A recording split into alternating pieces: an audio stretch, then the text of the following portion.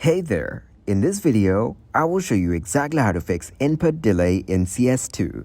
To fix the input delay in CS2, first click to open the Steam app from your system.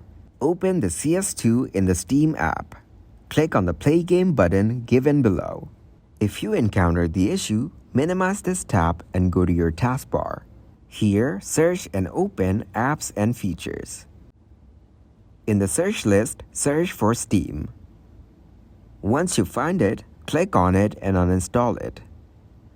It may contain any error or virus due to which you're facing this delay issue, so simply uninstall it and reinstall it. Also, make sure the optimization in the full screen is turned off and low latency mode through the settings of 3D NVIDIA is included. In addition to this, in the game settings, set NVIDIA Reflex as enabled plus boost. Following these steps and reinstalling the game will surely help fix the problem, and if it doesn't help, try upgrading your Windows from Windows 10 to 12. Thank you very much for watching, and don't forget to like the video and subscribe to the channel.